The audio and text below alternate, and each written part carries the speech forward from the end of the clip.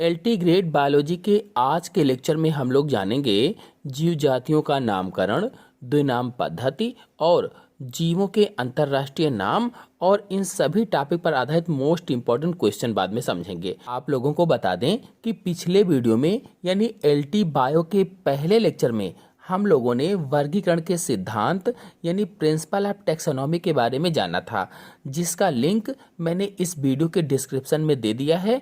आप लोग लिंक पर क्लिक करके पहला लेक्चर देख सकते हैं। तो आज का दूसरा लेक्चर है, चलिए शुरू करते हैं। तो सबसे पहले जीवों का नामकरण अर्थात नामकनेचर ऑफ ऑर्गेनिज्म के बारे में जान लेते हैं। तो विश्व के विभिन्न देशों और अलग अलग भागों में एक ही जीव का अलग अलग नाम होता है। समानता देखा जाता है कि एक जीव है और उस एक जीव का साधारण नाम अलग अलग देशों में अलग अलग होता है। यहाँ तक कि देश के अलग अलग राज्यों में भी उसका नाम अलग अलग जाना जाता है। कहने का मतलब केवल इतना सा है कि जैसे गौरैया को उत्तर भारत में गौरैया कहा जाता है, उत्तर भारत में गौरैया, तो आंध्र प्रदेश की अगर बात की जाए तो आंध्र प्रदेश में पिच्चुका कहा जाता है, आंध्र प्रदेश में पिच्चुका, जबकि भारत में ही है। और यदि भारत से बाहर जाएं तो इंग्लैंड में इसे हाउस स्पैरो कहा जाता है, इंग्लैंड में हाउस स्पैरो के नाम से जानते हैं। और स्पेन में पारडल के नाम से जानते हैं, स्पेन में पारडल, हॉलैंड में मुस्क के नाम से जाना जाता है और जापान में सुजून के नाम से जानते हैं। अब यदि आप एक स्थान से दूसरे स्थान पर जाएंगे तो गौरैया को देखे बिना उसके बारे में नहीं जान पाएंगे, क्योंकि अलग अलग जगहों पर उसके अलग अलग नाम हैं। इस असुविधा को दूर करने के लिए, इस परेशानी को दूर करने के लिए वैज्ञानिक कैरोलस लिनियस ने जीवों के ऐसे नाम की आवश्यकता का अनुभव किया जो संपूर्ण विश्व में एक ही हो अथवा जिसे पूरे विश्व में एक ही नाम से जाना जा सके। इसी नाम को जीव वैज्ञानिक नाम कहा, यानी लिनियस ने बायोलॉजिकल नाम दिया और द्विनाम पद्धति की खोज की। इस प्रकार से द्विनाम पद्धति के जनक वैज्ञानिक कैरोलस लिनियस हैं। और यदि पूछा जाए कि नामकरण किसे कहते हैं तो क्या बताएंगे? इतना सारा मैंने थ्योरी आपको बताया, परिभाषा पूछी जाए तो क्या बताएंगे? नए खोजे गए जीवों को द्विनाम नामकरण पद्धति द्वारा वैज्ञानिक नाम देने को नामकरण या नामकलेचर कहा जाता है। किसे कहेंगे? नए खोजे गए जीवों को द्विनाम नामकरण पद्धति के द्वारा वैज्ञानिक नाम देने को ही नामकरण या नामकलेचर कहलाता है। चलिए अब द्विनाम पद्धति अथवा बायनोमियल नामकलेचर के बारे में जान लेते हैं। स्वीडन के वैज्ञानिक कैरोलस लिनियस के द्वारा प्रस्तुत जीवों के वैज्ञानिक नामकरण की पद्धति को द्विनाम पद्धति कहा जाता है। वैज्ञानिक नामकरण की पद्धति को क्या कहते हैं? द्विनाम पद्धति कहा जाता है। लिनियस ने अपनी पुस्तक सिस्टेमा नेचुरी में जीवों का नामकरण द्विनाम पद्धति के आधार पर किया। जो कैरोलस लिनियस थे, इन्होंने सिस्टेमा नेचुरी, इनकी पुस्तक का नाम था सिस्टेमा नेचुरी, उसमें इन्होंने सन 1758 ईस्वी में उसके 10वें संस्करण में 4378 जंतुओं के वैज्ञानिक नाम देकर उसको वर्गीकृत किया। इसीलिए इनको वर्गीकरण विज्ञान का जनक भी कहा जाता है, फादर ऑफ टैक्सोनॉमी भी कहा जाता है। इनके अनुसार प्रत्येक जीव के दो नाम होते हैं या प्रत्येक जीव के नाम के दो भाग होते हैं। इन्होंने क्या कहा द्विनाम पद्धति के अंतर्गत कि प्रत्येक जो जीव होता है उस जीव के नाम जो होते हैं उस नाम के दो भाग होते हैं। पहला भाग जीव की श्रेणी या वंश को प्रदर्शित करता है। जो पहला भाग होता है उसे जीव की श्रेणी कहा जाता है अथवा वंश कहा जाता है। अंग्रेजी में कहें तो जीनस कहा जाता है, जिसे जेनेरिक नाम कहते हैं, जेनेरिक नेम। और दूसरा भाग है जीव की जाति अथवा स्पेसीज, यानी दूसरा भाग जीव की जाति को प्रकट करता है या प्रदर्शित करता है। इसे स्पेसिफिक नाम कहा जाता है, स्पेसिफिक नेम।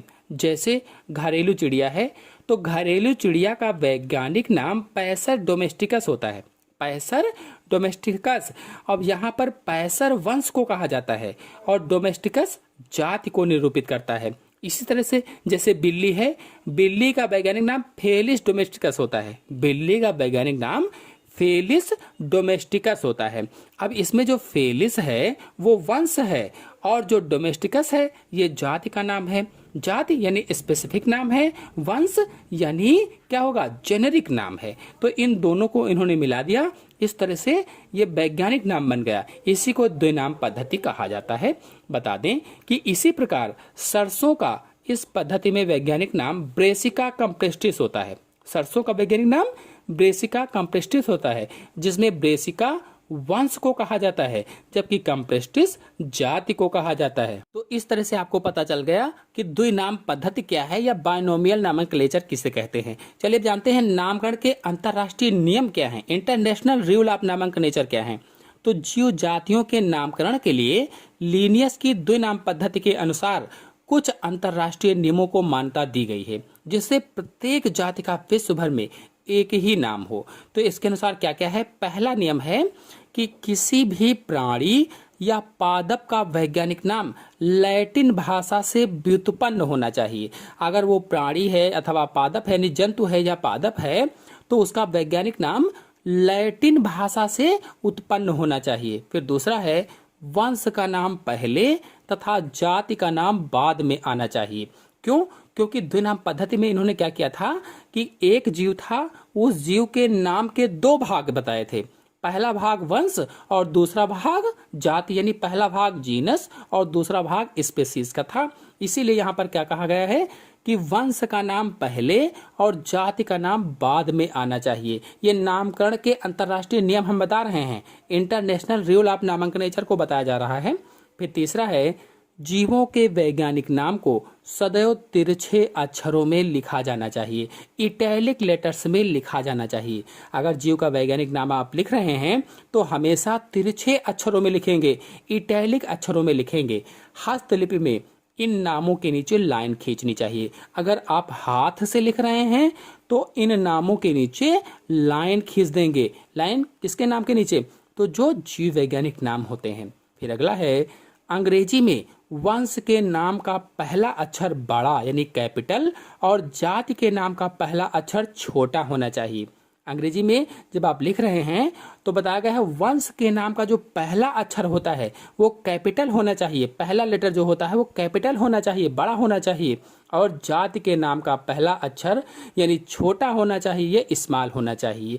जो स्पीसीज है उसका पहला अक्षर स्मॉल होना चाहिए। फिर अगला है दो अलग अलग प्राणियों के जातीय नाम समान हो सकते हैं लेकिन इनके वंश के नाम समान नहीं होने चाहिए। यानी दो अलग अलग जंतु हैं, उनके जाति के नाम तो समान हो सकते हैं लेकिन वंश के नाम समान नहीं होने चाहिए, एक नहीं होने चाहिए।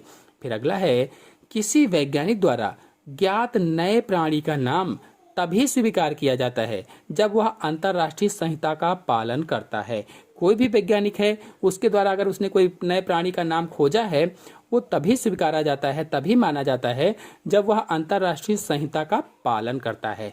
तो ये हो गए नामकरण के अंतर्राष्ट्रीय नियम।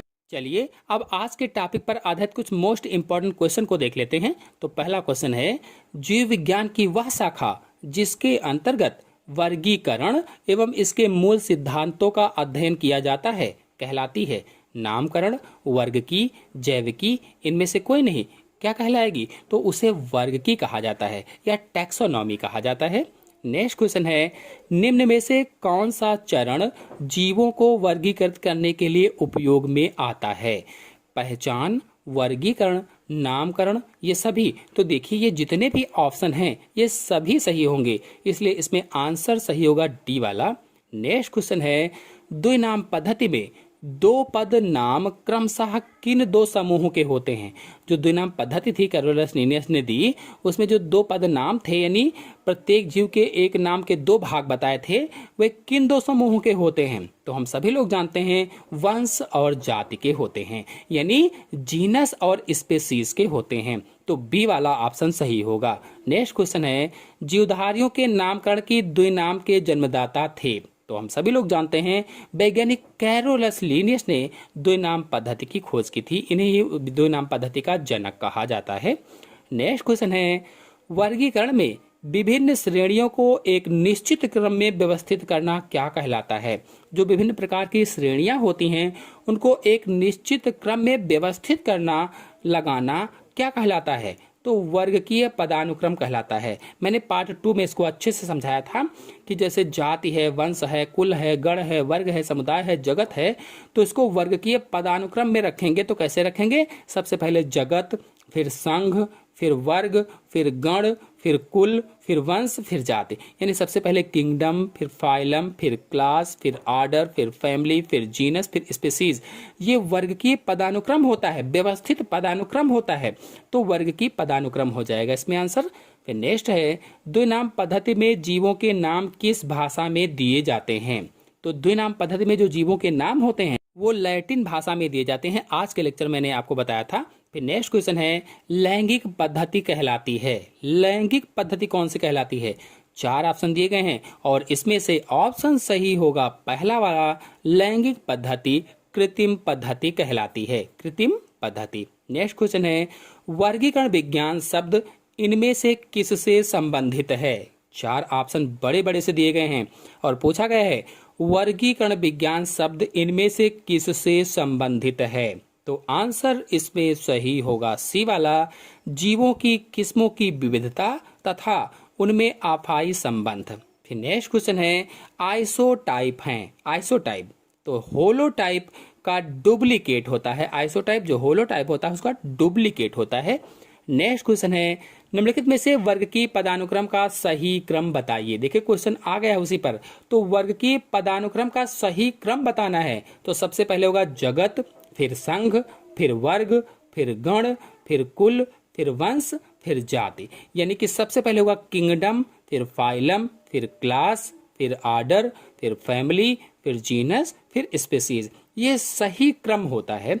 फिर नेक्स्ट क्वेश्चन है, जाति वृत्तीय वर्गीकरण किस पर आधारित होता है? जाति वृत्तीय वर्गीकरण किस पर आधारित है? तो आंसर सही होगा इसमें से सी, समान विकासी वंशजता पर आधारित होता है। नेक्स्ट क्वेश्चन है, सिस्टेमा नेचुरी नामक पुस्तक किस वैज्ञानिक के द्वारा लिखी गई? तो सिस्टेमा नेचुरी नामक पुस्तक वैज्ञानिक कैरोलस लिनियस के द्वारा लिखी गई थी। नेक्स्ट है, ICZN का पूरा नाम है। ICZN का पूरा नाम international code of zoological nomenclature होता है। International code of zoological nomenclature. Next question है, लिनस की व्यवस्था अनुसार वर्गीकरण का सही क्रम बताइए। वर्गीकरण का सही क्रम बताना है। तो species, genus, family, order, class, ये सही क्रम होगा। नेक्स्ट क्वेश्चन है, टैक्सा टैक्सान से भिन्न होता है क्योंकि 4 ऑप्शन दिए गए हैं। कौन सा ऑप्शन इसमें से सही होगा? तो ऑप्शन सही होगा इसमें से लास्ट वाला, यह टैक्सान का एक वचन है। नेक्स्ट क्वेश्चन है, निम्न में से कौन सी एक श्रेणी नहीं है? एक श्रेणी नहीं है।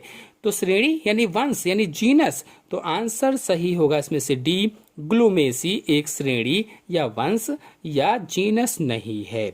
नेक्स्ट क्वेश्चन है, आधुनिक वर्गीकरण है वर्ग की अध्ययन, तो आंसर सही होगा इसमें से सी, जीवों की पहचान, नामकरण एवं वर्गीकरण का वर्ग की अध्ययन होता है। नेक्स्ट क्वेश्चन है, जाति शब्द का सर्वप्रथम प्रयोग किया गया था, तो जाति शब्द का प्रयोग जॉन रे ने किया था। पहला वाला ऑप्शन सही होगा। नेक्स्ट क्वेश्चन है, वर्गीकरण की संरचनात्मक एवं आधारभूत इकाई है, यानी सबसे छोटी इकाई कौन सी है? तो जाति होती है अथवा स्पीसीज होती है। नेक्स्ट क्वेश्चन है, द्विनामकरण पद्धति का अर्थ है। द्विनामकरण पद्धति का अर्थ क्या है?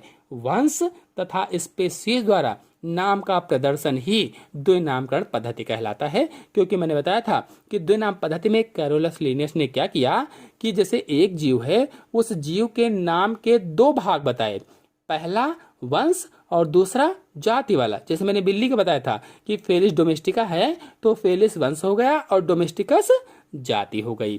इस तरह से आंसर इसमें डी वाला सही होगा। आशा है आप सभी लोगों को आज का वीडियो अच्छी तरह से समझ में आया होगा। अच्छी तरह से समझ में आया हो तो वीडियो को लाइक और शेयर कीजिए। चैनल पर नए हैं तो चैनल को सब्सक्राइब कर लीजिए। धन्यवाद।